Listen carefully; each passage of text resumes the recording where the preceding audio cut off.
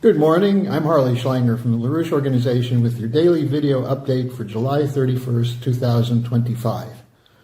I'm going to begin with the strategic importance of the ongoing Gabbard intervention by the Director of National Intelligence to expose the corruption and the fraud of the U.S. intelligence agencies, which is a part of the permanent bureaucracy, which has taken the country out of the hands of the people and put it under the control of private special interests.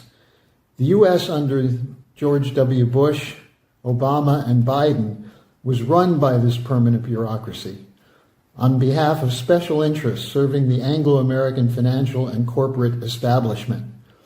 Their goal was to isolate and weaken Russia and to keep the United States in a position of military power to enforce the empire. And that was why we had a policy of permanent warfare under those presidents.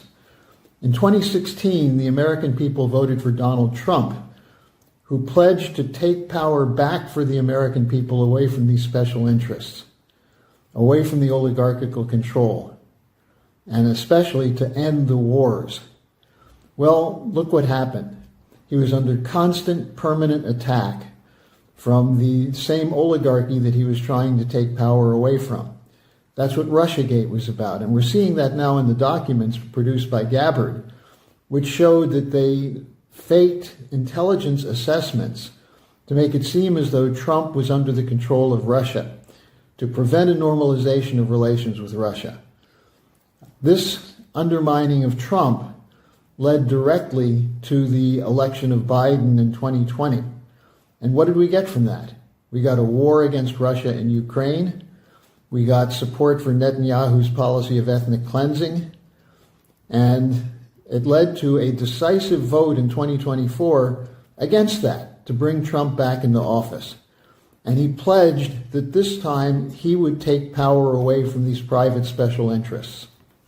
And that was the reason he appointed Tulsi Gabbard to be the head of the DNI, to make sure that the intelligence corruption with the manufacture and concoction of Russiagate and the various kinds of findings which were leading the U.S. toward war with Russia and China would be reversed, and instead we would have the national interest put first as opposed to the interests of the war hawks and neocons. Now that's what Gabbard's role is, to clean out the intelligence community, and she's moving very aggressively and positively on that. And we at the LaRouche Organization will have a white paper out soon which goes through what the actual story of Russiagate was and who these private interests are, what this permanent bureaucracy is, and especially the role of the British in launching Russiagate and continuing to put the pressure on the Trump administration. You still, Brennan and Clapper are gone, but you still have war hawks all over the place, including in the House and Senate in both parties. Now, as Gabbard is putting out these drops of findings that show the declassified documents that show the control by these corrupt networks, we're having a debunking going on by the same networks that ran Russiagate, attacking Gabbard, attacking the release of these documents. And the reason for that is that the people who are attacking Gabbard and who are trying to protect the private interests have their snouts deep in the gravy train of the corporate cartels. They don't want to give up their payday. They don't want to release their power. But the world is moving in a different direction. There's a transition to a new paradigm, and one which the United States could join, one which President Trump would do well to join as a way of countering the push for permanent warfare. Because the policy of the deep state is permanent war and control of credit through monetary policy. Now today I have attached in a link in the description section of an article by my colleague Paul Gallagher on how they're trying to use the stablecoin digital system to increase the control of private actors over the money supply. Now, some people say this is good, this is libertarianism, it takes away the power of the central bank.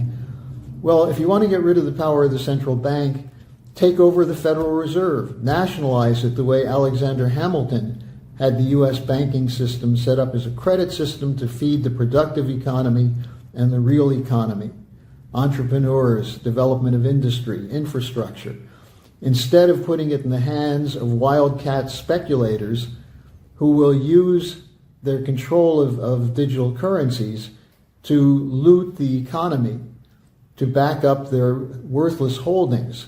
Keep in mind, there are $2 quadrillion or more of financial derivatives that are being held on the books of various hedge funds, speculative financial interests, and so on. And the people who are holding them are trying to maintain control of the system so that you will be taxed and the economy will be deindustrialized and looted to protect their private holdings. So there may be a future potential for a digital system, and we're seeing the moves by the BRICS and others possibly in that direction as a way of clearing balances, expanding trade, and as I say, taking the power away from the private central banks.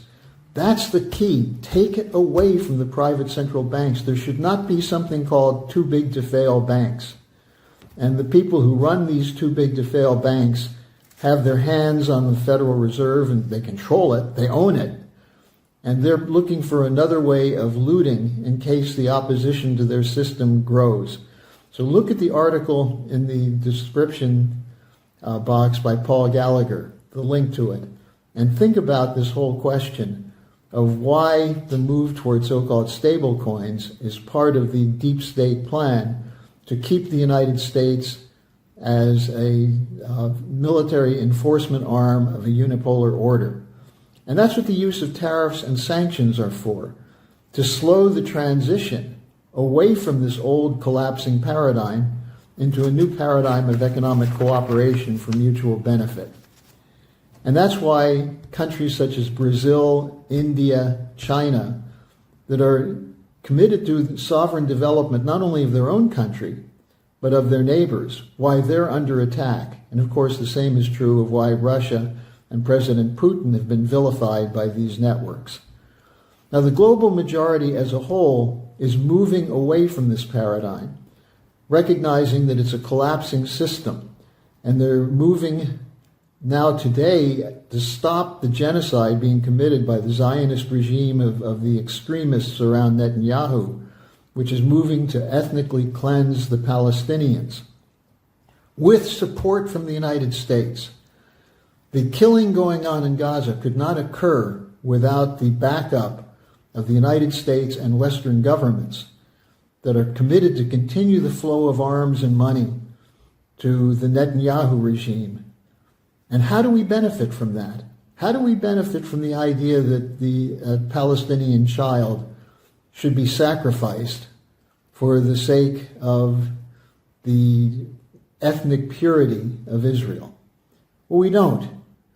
So the question is, how do you make those changes? Now, the key is for the U.S. population to get a good strategic handle on the present conjuncture in history. What can the United States as a republic do to establish a world in which sovereign republics collaborate for mutual benefit, in which the financial system is controlled not by private banks looking for swindles and financial gain, but by those investors who wish to build new scientific advances, new technologies, to increase the prosperity of the whole world for the sake of the future. That's the fight that we're engaged in. And that's why it's so important that the Gabbard revelations be allowed to play out, so that the private interests that control the intelligence community, that put us in wars, that commit us to regime change coups, that commit the United States to back corrupt leaders who are interested in keeping the flow of wealth into the hands of their private benefactors and not into the general welfare. Your support for this fight is essential. This is what a republic is about, where citizens make policy. But citizens can't make policy just based on immediate felt needs of anger, out of a sense of being deprived and victims. Citizens need to have a strategy. They need to know what does work, what has worked in the past. We need an education system which develops our children for the future. We need infrastructure, healthcare, transportation, which facilitates the growth of the real physical economy.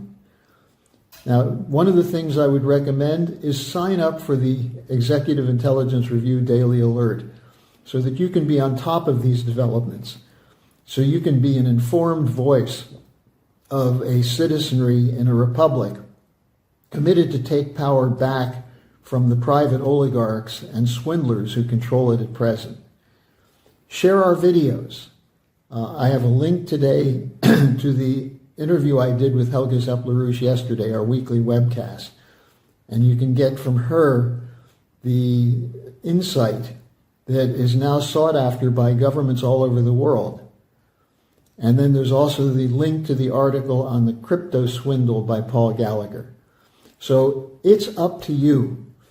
Don't wait for Donald Trump to do everything he said he's going to do on his own.